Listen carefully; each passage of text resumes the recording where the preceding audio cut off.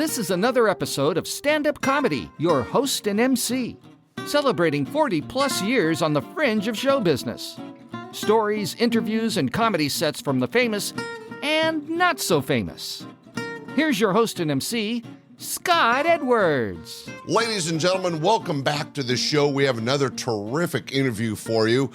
This gentleman is a very successful writer. He was nominated for an Emmy Award for writing on the Seinfeld Show. He wrote for George Carlin, Gene Wilder, and Arsenio Hall. But even more exciting for me as a Disney fan, he worked on Pixar's Bug's Life, Disney's Hercules movie, and Sony's Stuart Little 3, The Call of the Wild. All started with stand-up comedy. He toured with Howie Mandel and his work clubs across the country. Please welcome to the show, Donald McEnery. Hey, screwed up. Oh, sit down, people, please. Thank you. It's Donald McEnery. We were talking about the best way to say his name. Don, thanks so much for being on the podcast. You've had such an amazing career, and we want to get to some of the highlights, but it all started with stand-up comedy. When did you kind of find your comedy legs in stand-up? Well, you know, I do have a story about when I became a comedian. So I wanted to be a singer and a songwriter. And when I was like 25 or something, I just had like my only one in life panic attack. I was in bed and I had a panic attack. I thought, you're never going to be a singer and a songwriter. What are you, crazy? What are you, fucking stupid? And then having a panic attack, and then in an instant I said, you should be a comedian. And I went, yeah. And I calmed down. And there's nobody that I told after that said that's not a good idea, including my mother. So, oh, wow. So you had early support for your idea. What age was that? I went on stage late. I was a week before my 25th birthday when I went on stage for the first time. Yeah, that's a little late by standards, but still, you were in your 20s. You still had a lot of time ahead of you and that youthful energy that it takes to be a comic. Yeah, well, you do it when you do it, you know. You can't do something before you do it, so. And were you doing open mics? Did you start, I know you ended up being a prolific writer. Was that your key to your success as a comic, or did you learn to perform first? Performing first. Writing is the key to the house I'm sitting in now. And you know, back in the day, back when there were, I don't know that you would even call them open mic nights as much. I guess they were, but you know, but it was on Long Island, and it was a place called my father's place in Roslyn, New York, Roslyn, Long Island. Yeah, it was the Long Island Ha-Ha, I think every Thursday or Tuesday, I forget what it was, but like Jackie Martling, Bob Nelson, Eddie Murphy, Rob Bartlett. All these people were, you know, doing it, and I said, okay, that's where I'm going to start doing it. So I went on stage there. I wrote for like 6 months. I said, okay, you got to have an act. So I decided to write stuff up, and went in 6 months later, a week before my birthday, and did it for the first time. So you actually, that is a little different than a lot of stand-ups, Don, in that you spent some time writing before your first real stage push. A lot of guys would just go up and kind of wing it or do other people's material and kind of, you know, see if they could get that first laugh, but you actually put some energy out and wrote some original material. How did it go over? Do you remember any of your first jokes? Well, I never understood anybody wanting to do other people's jokes, but I also had been doing clown work and juggling too, at the time. So the first thing I ever did on stage was a stupid trick where I balanced a ping pong ball on my nose. Oh yeah, I've seen that. And then I go, oh, thank you, and I bring, I have my head tilted back, and then when I tilt my head straight, the ball still stays there. It's glued to my nose, and I, spewed gum on it or whatever. That was the first thing I ever did. But I noticed in my first, and I still have a mental image of this, but I also had my act on index cards. I would look at an index card and go, okay, next card. And then if it didn't work, I threw it away. Like I tossed it, and that got a laugh. And then near the end, I go, oh God, I had 3 or 4 cards I got to pick up here. And I go, oh, I got to clean up my act. It was a stupid joke, but I made it up at the time, and it got a laugh. And I go, okay.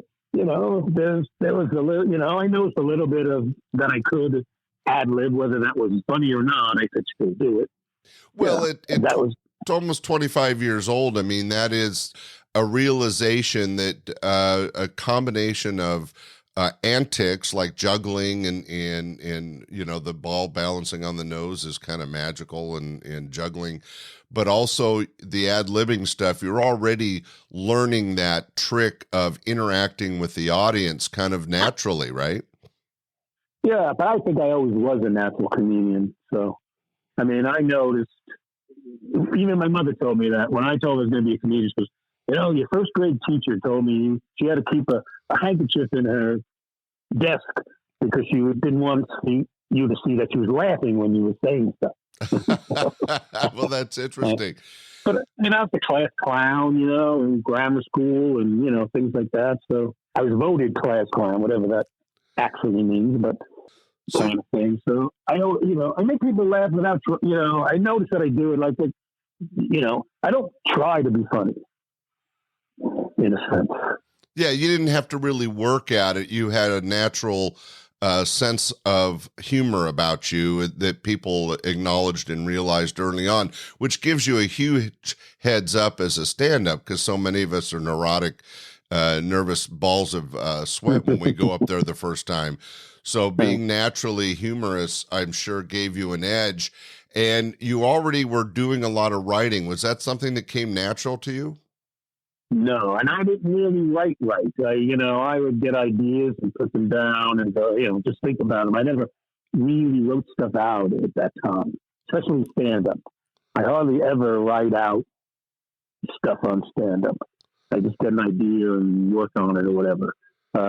Writing came much later.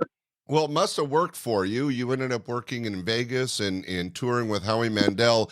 At what point, you got a late start, 24, 25. You're doing some open mics and stage time. At what point did you feel like you turned pro?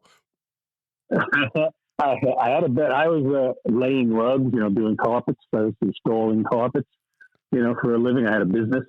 And one of my friends, when I said I was going to be a comedian, goes, "We're never going to make money as a comedian." I go, "I'll bet you whatever the bet was, $1,000, whatever stupid bet we made, that I'll make money within 6 months doing comedy." And I won the bet. So, well, that's the first time I've heard that story, that you were prompted to make money in comedy through a bet. That's hilarious.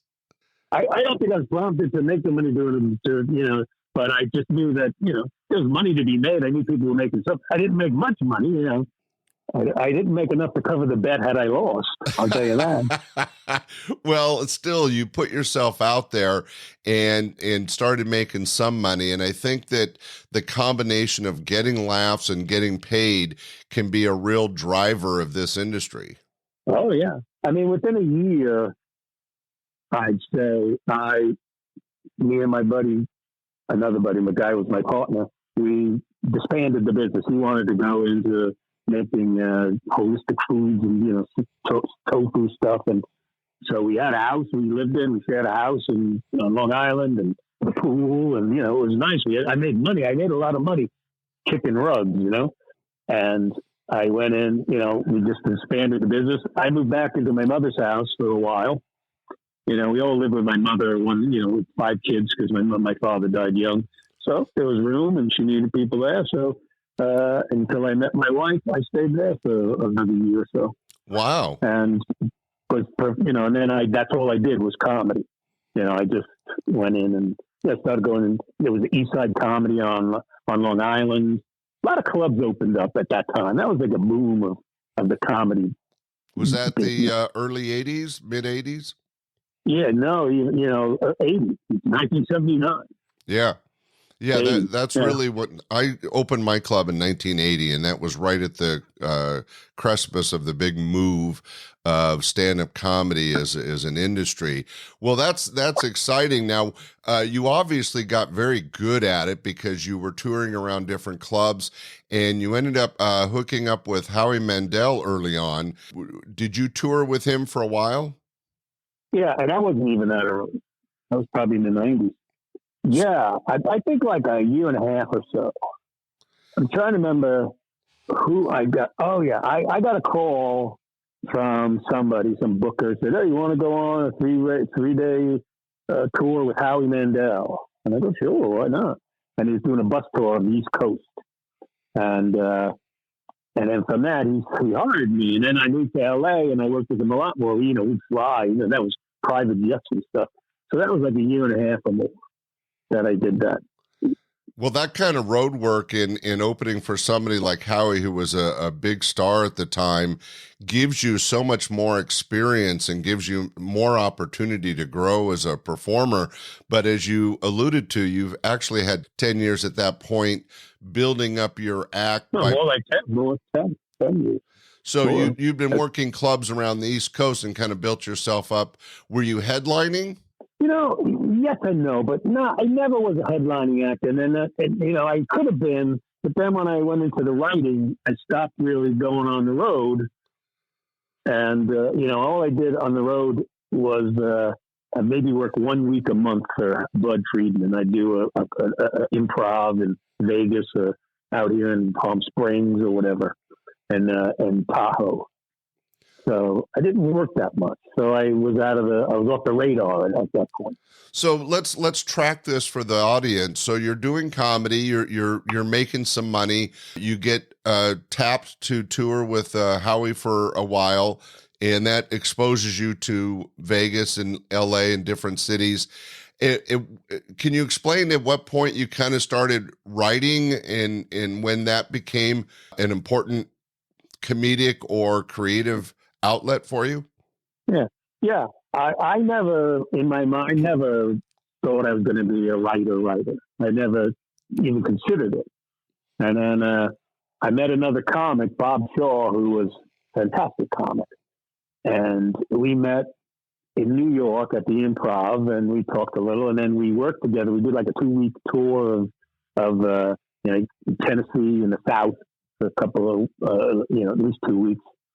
And he was getting tired of doing comedy because he was a headliner and it was at near the end of the business. You know, it's like, it wasn't as booming, let's say. And he would chill and they'd go, "Oh, we want you back, but we can't give you as much money." So he was tired of doing it. He didn't want to do it anymore. Yeah, the road's rough, right? Yeah. And he said, you and I come up with a lot of stuff while we're talking. Why don't we try writing something? I go, "Oh, sure." I mean, I was enamored of this guy. This guy, I remembered, I don't know if you know who Bob Shaw is, but he's one of the funniest comics.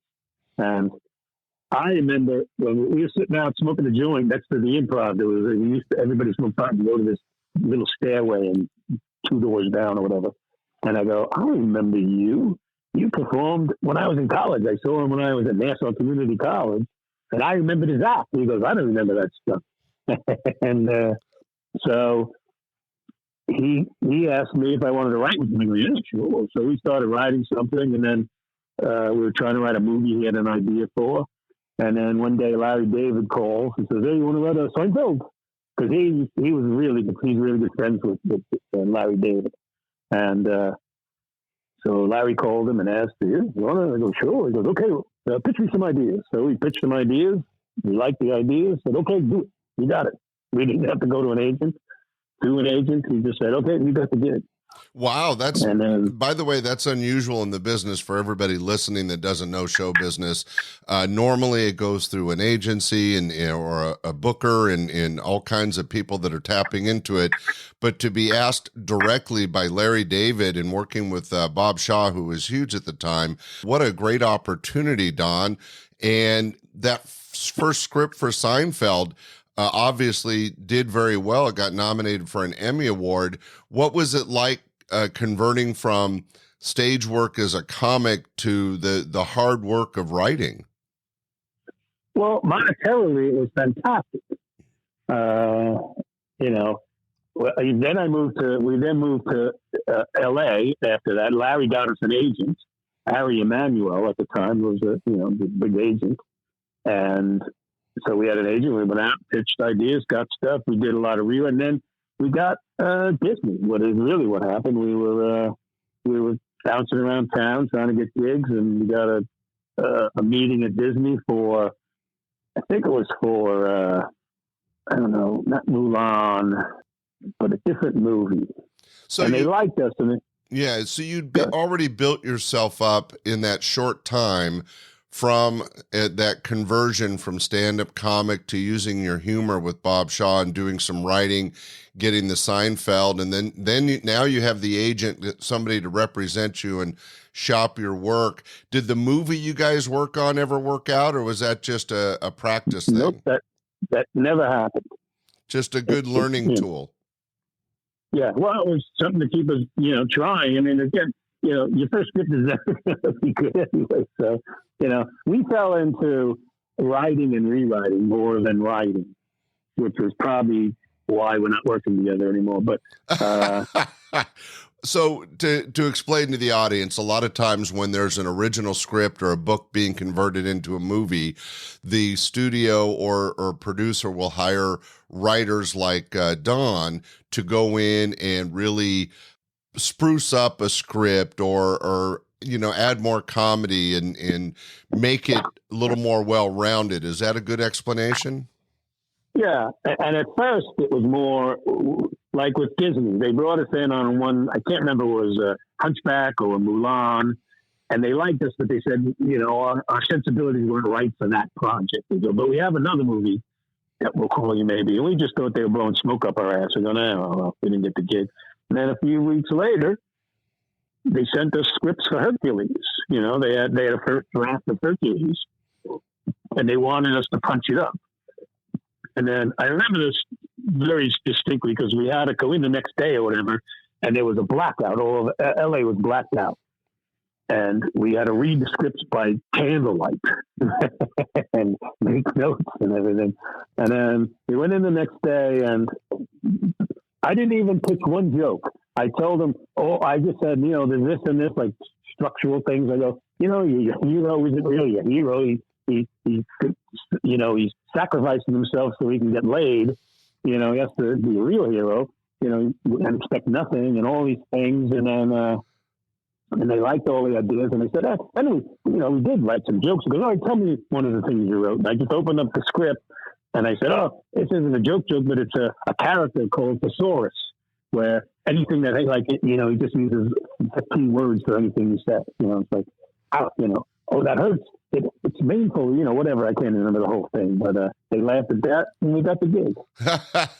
Well, that's interesting that you had a different view of the movie, or at least of some of the characters, and by sharing that, you made it. I mean, I remember Hercules. It's actually one of the funnier Disney hero movies, and punching it up and making it more engaging with an audience. I mean, that is a talent. Now, we kind of jumped around a little. I know you did a little writing for Carlin and Gene Wilder and Arsenio Hall and some other comics. Arsenio, I worked on the Arsenio Hall show for a week. Oh, a week? Somebody got married in 1 week. Somebody got married and was on their honeymoon. I could have worked another week, but there was a week in between. I go, I'm not going to stay. I lived in New York. Howie Mandel calls me. You want to go right to Arsenio? I go, he goes, yes, you do. I go, okay, yeah. I went. But writing for George Carlin, was he doing a show, or was it for a stand-up? Yeah, it was the George Carlin show. Okay. Remember he had that sitcom for a while? Yeah. Sam Simon was the producer and the creator. And that was the second season. It never got aired because the show never went on again. It got canceled. But we got to spend time with him, a little bit of time. And Sam Simon, we spent a lot of time with.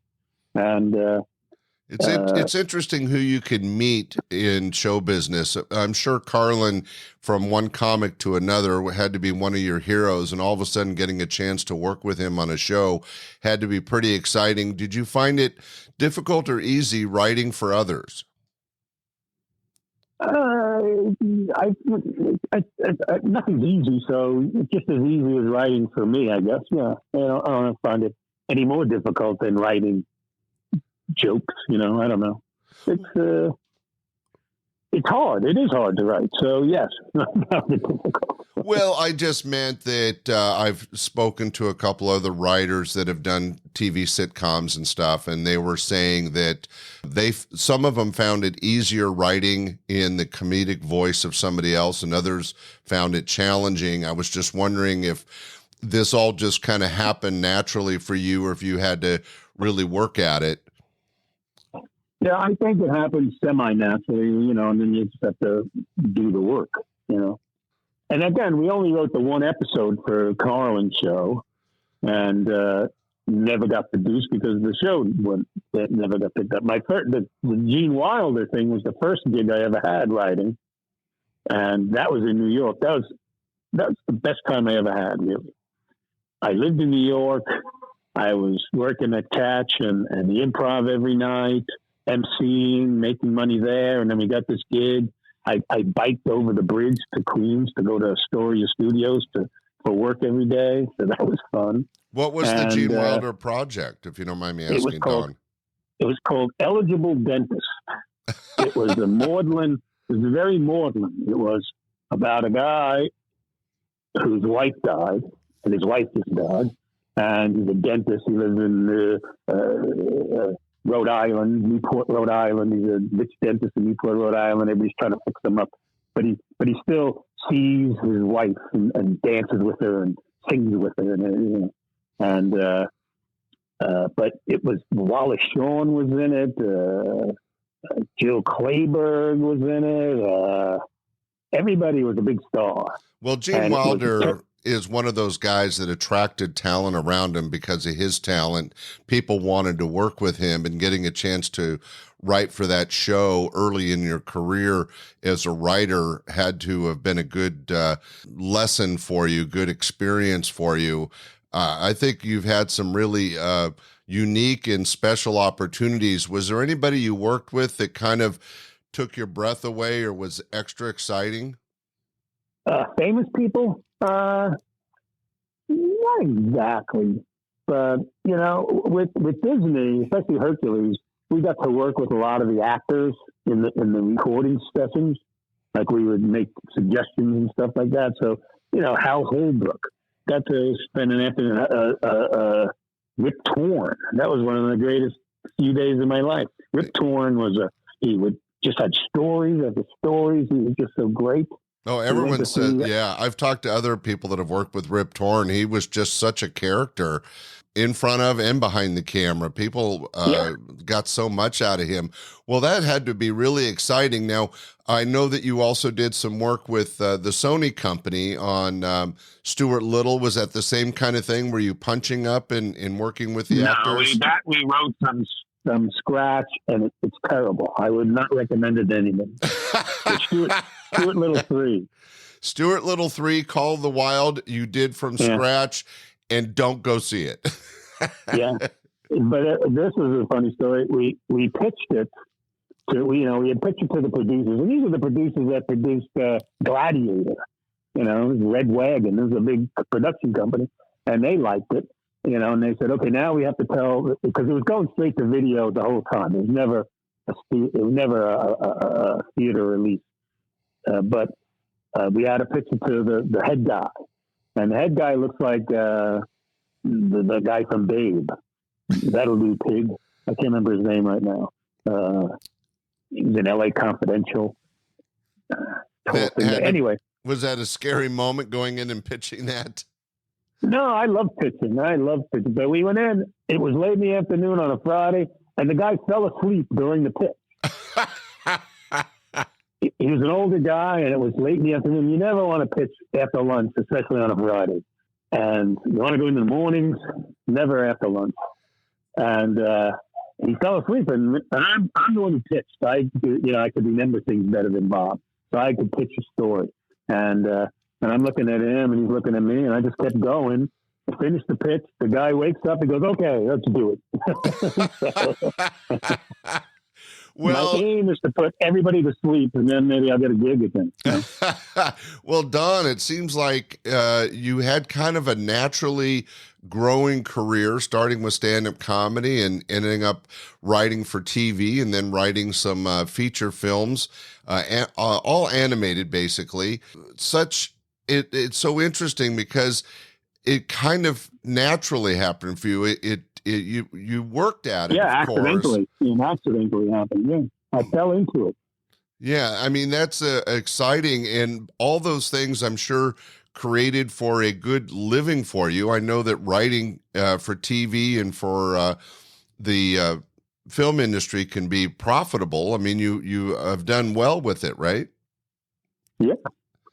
I bought a house in the hills, sitting out on the deck right now, talking to you. Can't beat that. So do you put any credit to your years as a comic and to what helped you be a punch-up artist in writing for TV and movies? Did stand-up comedy help develop your writing skills or your performing skills? I definitely, yeah, sure, of course, yes. I mean, the pitch meetings were, mainly what we did after we did work for Pixar and Disney was a lot of rewrite work. Where they would, Astro Boy, live action, other, a lot of things. And we'd have to go in and pitch what we would do for the movie. And that was fun. We'd come up with it. We go in and pitch it. They go, okay, you got the gig. And then you get $500,000 or whatever. And then you go write it up. And then the movie never gets made anyway. And you're the fifth people on that script. Yeah. They would give you a script and go, we don't like the characters. We don't like any of the comedy. And then we well, why'd you buy it? And then they probably paid $1 million for that. If the original, because we like the idea. All they do is like the idea. Well, and then, so. Yeah, the Hollywood system is interesting that way, in that there's a lot of gambling going on where people pitch ideas or they have a script or they have something they like, but it's not ready for the public in their eyes. And so then they, as you said, will hire a series of writers to try to get it to where it can. But you pointed out quite clearly, there's a lot of projects that never see the light of day, and yet people like you made good money on it. Yeah, they mostly don't get made. And that doesn't exist anymore. You can't go in and pitch an idea and get a contract. You have to now have a script, and you have to have the thing done. You can't go in with an idea anymore, and they'll pay you to write it up. You write it up, and then they'll pay you. Interesting. When was there a time in that changed? Do you know what might have made that change? I think the economy mostly, and it's been over 10 years that's been true. That right, you're right. You're not going in with a pitch. So back around 2000, things were shifting, and the economy changed, and the Hollywood system adjusted with the economy. But still fascinating how in your career you were able to translate from stand-up comic to television writer to movie script punch-up artist and co-writer. And again, we've already said this, but it happened so naturally for you, Don. It's kind of part talent and part luck, right? Oh, it's 90% luck. So. Well, you've been doing some writing now. You're closer to my age, kind of retired or semi-retired. Are there any projects you're looking forward to for the next year or two? I haven't been really. I'm back to doing comedy once in a while. I don't even look that much. You're back on stage. That's great. And you live in LA, so you're hitting some of the clubs down there? Not really. I do, I do. And again, I'm only featuring because I didn't, rise in the ranks while I was, in those years, those 10 years or so I was writing. And then, I did the cruise ships for a while. Oh, really? Okay. So you're putting yourself back out there as a pro. You're not just going on stage for your own creative use of stage time. Oh, no, you're I want to get working. paid. I want to get paid. Yeah. And I don't work a lot. I mean, my next gig is until January 8th. I'm doing the Punchline in Vegas, the second week of January. Well, and then Donald McEnery has been a very successful comic and writer, and now you're back doing the stage. I just think that's great. We've mentioned before on some of the other shows that stand-up does have a way of pulling you back. I mean, Jay Leno's back on the road. Our friend Bob Saget was on the road when he passed. Jerry Seinfeld's just still doing stand-up. Guys that have no need for the money. They just love that interaction with the audience. I can't think of anything I'd rather do except be a singer and a songwriter. So. Yeah. Remember, we got to remember the beginning of your life, you wanted to be a singer. So, you need to put yourself out there, get on stage and sing a song. Once in a while I do a little music, but only song parodies. I bring once in a while, when I headline or when I do ships too, when you have to do 4 different shows or whatever, I'll bring out the mandolin and do some song parodies and stuff, just to pad the act. Well, good for you, Don. Well, it has been so great hearing your story. You've had such huge success as both a stand-up comic and a writer. We really appreciate you sharing it with our audience. And ladies and gentlemen, as always here on this podcast, we have a little bit of great stand-up comedy by Don. Don, thanks so much for joining us today. My pleasure. Thanks for calling. Ladies and gentlemen, here's a little great stand-up comedy by Donald McEnery. McEnery. McEnery. I'll get it right. Ladies and gentlemen, here's the comedy. I like being married. I learn something new from my wife every single day. I know that's schmaltzy to say. I don't care. I'm a schmaltzy guy. I learn something new from my wife. Like today, I learned I'm a big, dumb, lazy slob. Who knew? Saw a marriage counselor on TV. This guy should win a Nobel Prize in marriage counseling if such a thing existed. And it shouldn't become an existent thing because this guy was a genius. He said to enhance your relationship with your wife, you should treat her as if it's her last day on earth. I like that. Yeah, I like that. I spend the day making funeral arrangements.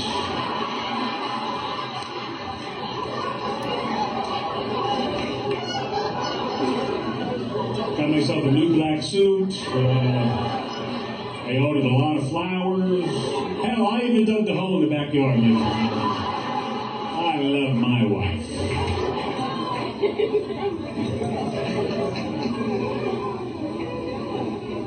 My wife thinks I'm an idiot. I may well be an idiot. I'm pretty stupid. Here's how stupid I am. The other week, I was watching a rerun of Jeopardy. Still didn't know any of the goddamn answers. Possible even? My wife thinks I ruined our wedding ceremony. I was just very nervous. Anybody getting married soon? Anybody getting married? Nobody? Ever? Just off your list? No list. Okay, but it's nerve-wracking to get married. So I would just tell you, have some rehearsals. We didn't have rehearsals. I was always on the road. But I was nervous getting married. And, you got the families behind you. And then the priest asked me the big question, goes, do you take this woman for richer, for poorer, for better or worse? I said, yes, no, yes, no.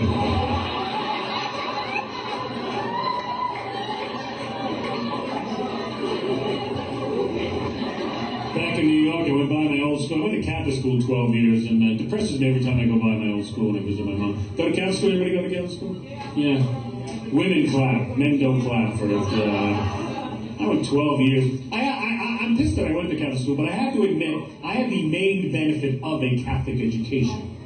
And that is, I've known since the 3rd grade that I'm going to hell. I did something wrong in the 3rd grade, and none said to me, he goes, you're going to hell for that. I go, all right, then stop bothering me.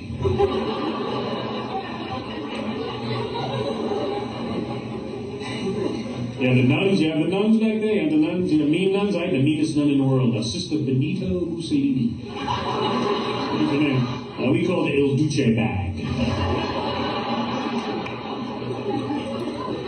She was scary. She was way scary. She had a stained glass eye.